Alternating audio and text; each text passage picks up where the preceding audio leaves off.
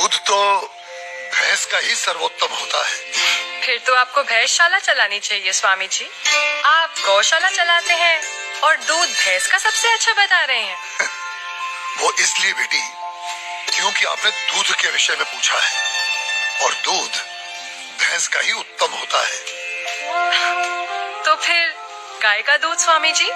बेटी गाय का दूध दूध नहीं अमृत होता है और हमारे लिए गाय जानवर नहीं हमारी माँ है। वो कैसे स्वामी जी? बेटी हमारे शास्त्रों में स्पष्ट उल्लेख है, गावो विश्वस्व मातरः, गाय संपूर्ण विश्व की माता है।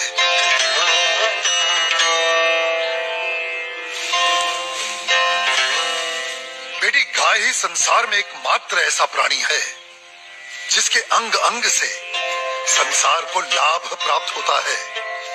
गाय दया, ममता और त्याग की देवी है। गाय लोक मंगल का स्वरूप है। लोक मंगल का स्वरूप है? वो कैसे स्वामी जी? हाँ बेटी, गाय का दूध पीने से शरीर के साथ साथ मस्तिष्क का भी विकास होता है। गाय के दूध में 8 प्रकार के प्रोटीन्स, 6 प्रकार के विटामिन्स, अनेकों प्रकार के एमिनो एसिड्स और न जाने कितने प्रकार के दुर्लभ तत्व प्राप्त होते हैं। It's a complete and wholesome food. ये मानव शरीर के प्रत्येक रोगों के लिए वरदान है, इसीलिए ये अमृत है। अब तुम गौमूत्र को ही ले लो। गौमूत्र बेटी अद्भुत औषधि है और हमारे आयुर्वेद में तो कई सारी जीवन रक्षक दवाएं गौमूत्र को केंद्रित करके ही बनाई जाती हैं। अच्छा, क्या आपको पता है अमेरिका अपनी दवाइयां बनाने के लिए काऊ यूरिन इंडिया से ही इंपोर्ट करता है। रियली? अब आओ गोबर पर। काऊ डंग, जिसका अज्ञानी लोग बहुत मजाक उड़ाते हैं, वही गोबर ईंधन और खाद यानी कोल और मैन्योर का काम करता है। It's a natural fuel and fertiliser. आपको पता है बेटी, गांव के कच्चे घरों की दीवारों पर गोबर लेपने से उन पर सूर्य की सख्त और विषाक्त किरणों का असर ही नहीं होता। ओह! बेटी हमारे शास्त्रों में कहा गया है कि गाय के खुरों से उड़ी धूल यानी गोधूली अपने मस्तक पर लगाना तमाम तीर्थों में स्नान करने के बराबर है। लेकिन स्वामी जी, आपने ये गौशाला खोलकर जो बूढ़ी और दूध ना देने वाली गायों को शेल्टर दिया है, अगर कोई कसाई इन्हीं गायों को काटकर उनका मांस अगर बाजार में बेचता है, उसे तो 30-40 हजार का लाभ हो सकता है। लेकिन आपने तो इन बूढ़ी गायों को शरण देकर उसके पेट पर तो लात मार दी है। उस बेचारे का तो रोजगार छिन गया है स्वामी जी। हम कितने एहसान फरामोश हो गए हैं बेटी। चलो आज एक कैलकुलेशन करते हैं। एक गाय 20 से 25 साल जीती है। वो अपने जीवन काल में 15 साल हर रोज 15 से 20 लीटर दूध देती है। इसका मतलब एक साल में हुए तकरीबन 7000 लीटर दूध और 15 साल में हुए 1,05,000 लीटर दूध। अब आप अंदाजा लगा लो 1 लीटर दूध कितने का बिकता है और 1,05,000 लीटर दूध कितने का बिकेगा। अब तुम वैसे ही गोबर और गौमूत्र का भी गणित जोड़ लो। तुम्हारी आंखें फटी और खुली रह जाएंगी कि एक गाय अपने पूरे जीवन काल में कितने करोड़ों रुपए मनुष्य को कमा कर देती है। बेटी अनेक इंडस्ट्रीज काऊ डेयरी और उसके बाय प्रोडक्ट्स पर टिकी हुई है। और ये गणित यहीं खत्म नहीं होता बेटी। उसकी मृत्यु के उपरांत उसकी चमड़ी, उसकी अस्थियां भी काम में आती हैं। उससे भी लोग पैसे कमाते हैं। और अब 30-40 हजार रुपयों की खातिर उस ममता की मूर्त को जीवित काट कर व्यापार करने की बात कर रही हो, उसे खाने की बात कर रही हो। और कितना त्याग, कितना उपकार चाहिए एक प्राणी से। जिस मां ने अपने जीवन काल में हमें इतना धन दिया हो, हमारी सेवा की हो, उसके वृद्ध हो जाने पर, उसके बीमार हो जाने पर हम उसका त्याग कर दें, उसे अबैंडन कर दें। धिक्कार है ऐसी सोच को। बेटी अपनी मां के वृद्ध हो जाने पर उसे बेचा नहीं जाता, उसे काटा नहीं जाता, उसकी सेवा की जाती है। मैं आपकी बात से सहमत हूँ स्वामी जी, लेकिन आपका पॉइंट ऑफ व्यू प्रेजुडिस भी तो हो सकता है, क्योंकि आप एक हिंदू हैं। ओ मैडम जी, आप बिल्कुल गलत बोल रही हैं। मैं एक मुसलमान हूँ और मेरा नाम इस्लाम मुन्ना शेख है और मैं इस आश्रम का ग्वाला हूँ। और हमारे कुरान पाक में कहीं भी गाय के गोश्त को खाना नहीं लिखा है। हम हिंदुस्तान में रहते हैं। अगर गाय हिंदुओं की माँ है तो गाय हमारी भी माँ है। तो इसका मतलब आप भी गौ हत्या के खिलाफ हैं? 100%। हम हिंदुस्तान में गौ हत्या नहीं होने देंगे।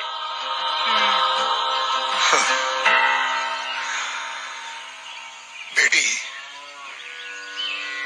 जितनी भी बीमार, लाचार और दूध ना देने वाली गाय हैं, जिन्हें हमारे अपने ही हिंदुओं ने अपने निजी स्वार्थ के लिए त्याग दिया है, हम उन सब गायों को अपने यहाँ शरण देंगे, उनकी सेवा कर उनका ऋण चुकाएंगे। पादरी साहब मुबारक हो। आदिवासियों के 4 गांव सबसे बात हो गई है, सब धर्म परिवर्तन के लिए तैयार है। आप तो ये रखिए, धर्म परिवर्तन के बाद सब में बांट दीजिएगा, सबको खुश करके भेजिएगा। Thank you my dear, god bless you. मगर पादरी साहब, उन आदिवासियों के सारे वोट मुझे ही मिलने चाहिए। श्योर। अपने लाल सलाम को अपना लाल बावटा फहराना चाहिए। Don't you worry mister Shivarao, आप तो बस हमारी मिशनरी को सपोर्ट करते रहिए। आई एश्योर यू, आपको वोटों की कभी कमी नहीं होगी। कोई वोट नहीं पड़ेगा साहब, भूल जाओ राव साहब, भूल जाओ। कोई वोट नहीं पड़ेगा और ना ही कोई धर्म परिवर्तन होने वाला है। हा? क्या बकवास कर रहा है? बकवास नहीं करता है साहब, सच बोलता है। एक नया साधु आया है, पूरा दिन सनातन धर्म का प्रचार करता है, भंडारा लगाता है और ये आदिवासी बैठ के उसका बात सुनते। ये पत्रकार लोग खूब इंटरव्यू कर रहे हैं उसका, और भाई उसका कन्विंसिंग पावर इतना जबरदस्त है कि कोई भी दूसरा धर्म घंटा अपनाएगा। ये तो कुछ नहीं साहब, अपना मांस का धंधा चौपट होने वाला है। वो सारी बूढ़ी और बीमार गायों को शरण देता है। वो स्वामी गो हत्या के सख्त खिलाफ है।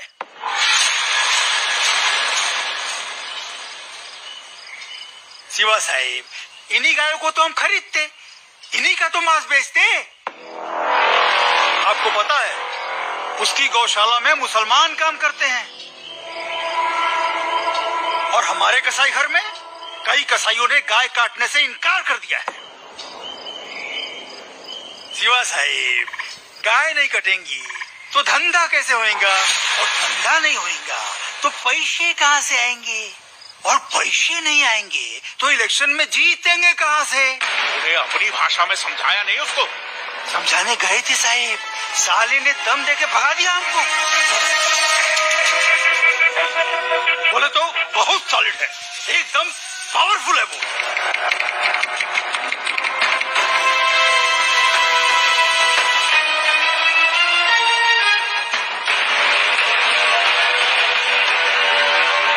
स्वामी जी, आप तो सेक्युलर हैं, लेकिन आपके हिंदू धर्म में ये जो कास्ट सिस्टम है, जात पात, भेदभाव, ऊंच नीच, इसके बारे में आपको क्या कहना है? हाँ बेटी, इन्हीं बुराइयों ने तो हमारे सनातन धर्म को कलंकित कर दिया है और मैं बेटी इसका सख्त विरोध करता हूँ। लेकिन बेटी क्या तुम जानती हो, ये ब्राह्मण, क्षत्रिय, वैश्य और शूद्र जातियां नहीं है, ये 4 वर्ण हैं और इन 4 वर्णों का विभाजन जन्म के आधार पर नहीं, कर्म के आधार पर किया गया है। समाज की उत्कृष्ट व्यवस्था के लिए, गवर्नेंस के लिए स्वयं मनुष्य ने इन वर्णों को बनाया है। बेटी जो तेज बुद्धि वाले थे उन्हें पूजा पाठ, पठन पाठन, यज्ञ हवन और ज्ञान का प्रचार सौंपा गया, वे ब्राह्मण कहलाए। जो बलिष्ठ और शक्तिशाली थे उन्हें समाज की रक्षा का भार सौंपा गया, वे क्षत्रिय कहलाए। जो बिजनेस माइंडेड थे उन्हें व्यवसाय दिया गया, वे वैश्य हुए। और बेटी समाज में स्वच्छता बनाए रखने वालों को, सेवा करने वालों को चौथे वर्ण का नाम दिया गया, वे शूद्र कहलाए। बेटी हमारे शास्त्र कहते हैं, जन्मने जायते शूद्राः संस्कारात् द्विनोच्यते, अर्थात जन्म से प्रत्येक व्यक्ति शूद्र होता है। वो केवल अपने संस्कारों से, अपने कर्मों से ब्राह्मण, क्षत्रिय, वैश्य या शूद्र बनता है। अब आप मुझे ही ले लो, पहले मैं अखाड़े में पहलवानी करता था तो तब मैं क्षत्रिय था, आज मैं प्रवचन देता हूँ तो आज मैं ब्राह्मण हुआ, और यदि कल मैं कोई व्यवसाय करता हूँ तो मैं वैश्य कहलाऊंगा, समझी? मेरा ब्राह्मण या क्षत्रिय होने पर कोई कॉपीराइट नहीं है। बेटी हमारे सनातन धर्म में ऊंच नीच का कोई स्थान नहीं है। ये चारों वर्ण एक दूसरे के पूरक हैं। They are interdependent on each other. ये गाड़ी के 4 पहियों के समान है। बिना एक दूसरे के सहयोग के समाज का कोई भी महत्वपूर्ण कार्य पूरा नहीं हो सकता। जी स्वामी जी। बेटी सनातन धर्म तो समस्त वर्णों, समस्त प्राणियों में करुणा, दया और अपनत्व की भावना रखना सिखाता है। सर्व धर्म समभाव में विश्वास करना सिखाता है। हमारा धर्म सब धर्मों को एक समान मानता है। बेटी हमारे लिए तो ये पूरी धरती एक कुटुंब है, एक परिवार है। The whole world is one family. वसुधैव कुटुंबकम।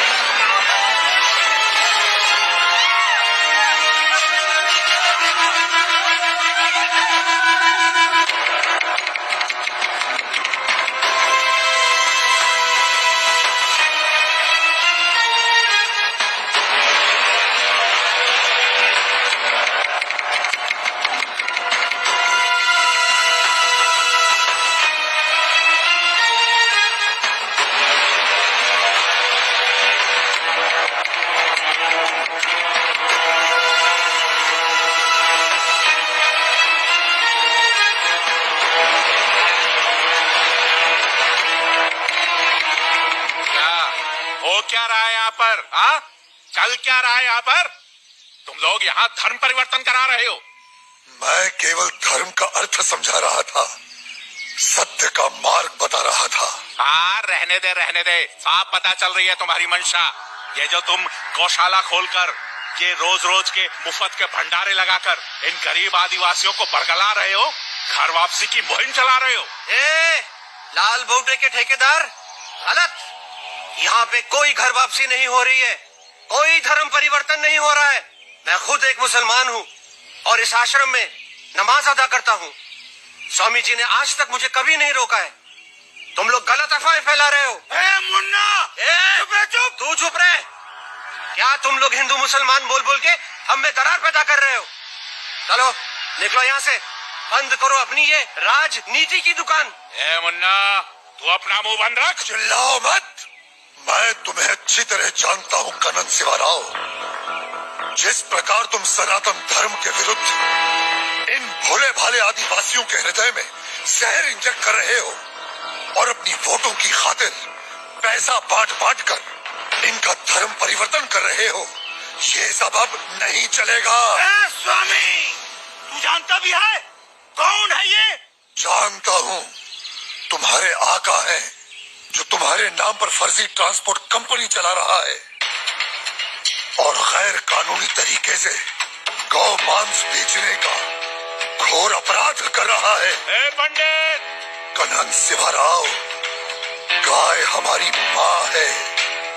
हम उसकी पूजा करते हैं, उसकी सेवा करते हैं और कोई उसे काटे हम कतई बर्दाश्त नहीं करेंगे। हम तुम्हारा ये गोरख धंधा बंद करवा के रहेंगे। ए तू हमारा धंधा बंद करवाएगा? हाँ?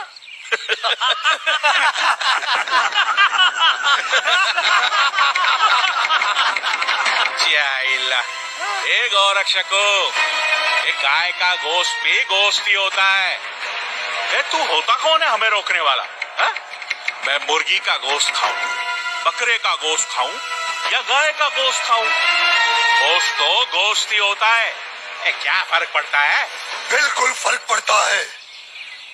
मानो तो माँ माँ है वरना जानवर।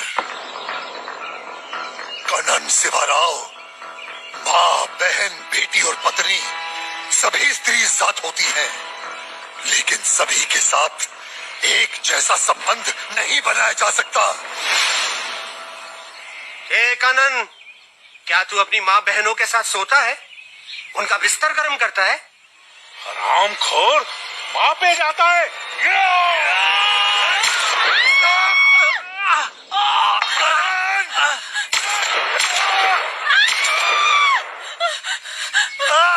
ये हमारे दलित भाइयों को भड़का रहे हैं, उनका धर्म परिवर्तन करा रहे हैं। मारो!